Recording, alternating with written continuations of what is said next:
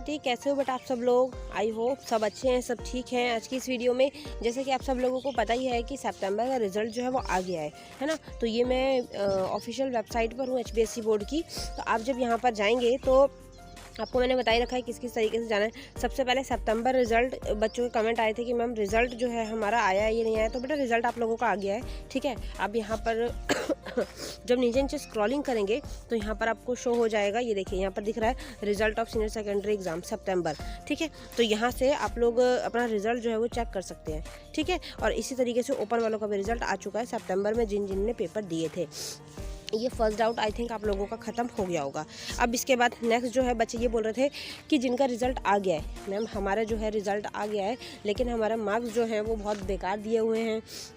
इसके अलावा में हम अच्छा पेपर देके आए थे लेकिन हमें बहुत गंदे नंबर दे रखे हैं, या फिर रिज़ल्ट जो है वो सेम शो हो रहा है, या फिर PRS से लिखा हुआ आ रहा है। तो इनके जो प्रॉब्लम है, जैसे कि जो प्रॉब्लम आपको लगती है कि हाँ मार्क्स ही शो नहीं हो रहे हैं या सेम ही शो हो रहे हैं, मतलब ऐसा एरर अगर आपको दिख रहा है कि हाँ ये चीज़ जो है वो ठीक हो सकती है, तो उसके लिए भी आप एक हफ्ता तक रुकिए। आप लोगों के रिजल्ट में चेंजेस हो सकते हैं, ठीक है ना। कई बच्चों के रिजल्ट जो है वो रुक जाते हैं क्योंकि उनकी डिटेल्स वगैरह में कुछ इश्यूज हो जाते हैं इस वजह से, ठीक है। बाकी PRSA वालों का जिनका रह जाएगा उनके पेपर भी मार्च में एक साथ ही लिए जाएंगे। अब इसके बाद आगे जो बात होती है वो है रीचेकिंग रिवैल्यूएशन की। वो बच्चे जिनको लगता है कि हमने पेपर अच्छा दिया था और हमारे जो मार्क्स हैं वो, जैसे हम 50 नंबर का पेपर दे के आए थे लेकिन हमें 3 नंबर दे रखे हैं, तो ये तो बिल्कुल अनएक्सपेक्टेड चीज़ है और ऐसा तो फिर पॉसिबल ही नहीं है।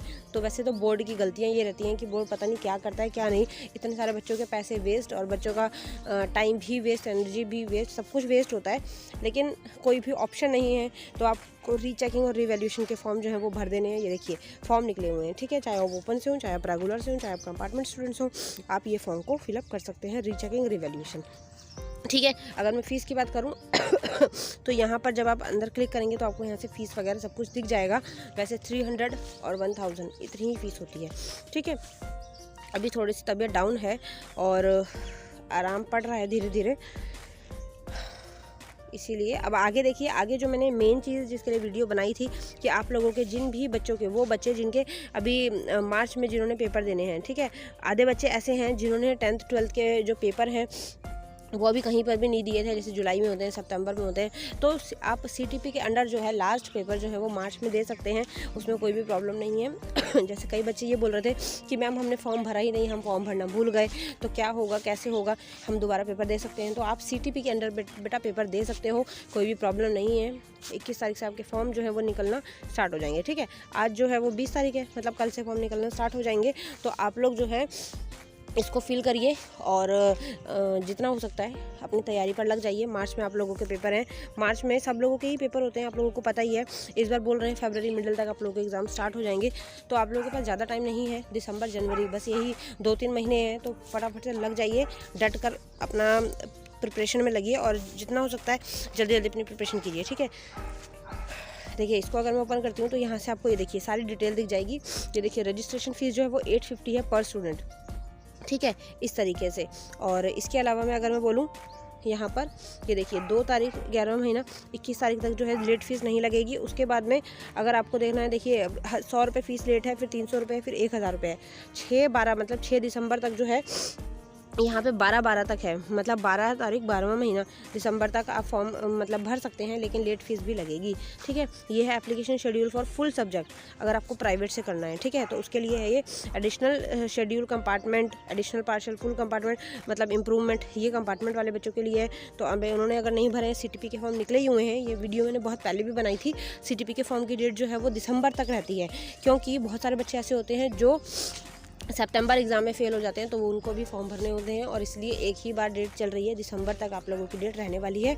12 दिसंबर के बाद आप लोगों की लेट फ़ीस जो है वो लगना स्टार्ट हो जाएगी, ठीक है। यहाँ से देख सकते हो आप लोग लेट फ़ीस ये है, ओके। अब ये देखिए इस तरीके से। और एक चीज़ का आप लोगों को ध्यान रखना है, यहाँ पर इन्होंने लिखा भी हुआ है कि अगर आप कोई फॉर्म भर रहे हैं, मतलब अगर आप कोई अपना फॉर्म को रजिस्ट्रेशन करवा रहे हैं तो आपको वहाँ पर एक सही जीमेल आईडी देनी है, ठीक है, सही फ़ोन नंबर देना है जो कि मार्च, अप्रैल, मई, जून, जुलाई तक आप लोगों के पास रहना चाहिए। बहुत सारे बच्चे ऐसे होते हैं जो मेल आईडी दे देते हैं लेकिन वो मेल आईडी बंद हो रखी होती है, या फिर फ़ोन नंबर ऐसा दे देते हैं जो फ़ोन नंबर मतलब कि चेंज हो रहे होते हैं, या फिर बंद हो रहा होता है, या फिर वो यूज़ नहीं हो रहा होता है, उस पर रिचार्ज ही नहीं होता है। तो ऐसे नंबर देने हैं जो आपके चल रहे हों, एक्टिव हों। जीमेल भी वही देनी है जो एक्टिव हो। आप चाहें तो अपने मम्मी या पापा की जीमेल आईडी दे सकते हैं, आप चाहें तो अपने बड़े भाई बहन का फ़ोन नंबर दे सकते हैं। सारी डिटेल, पासवर्ड वगैरह सब कुछ, रजिस्ट्रेशन नंबर सब कुछ उस पर आ जाएगा। ओके, तो फटाफट से लग जाइए, मार्च ज़्यादा दूर नहीं है, हम लोग हैं आप लोगों के साथ प्रिपरेशन करवाने के लिए। फटाफट से सारे बच्चे अपना प्रिपरेशन में लगिए।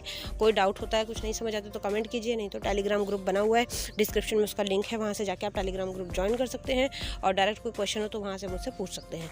ओके, नेक्स्ट वीडियो में जल्दी मुलाकात होगी। Thank you so much, bye bye.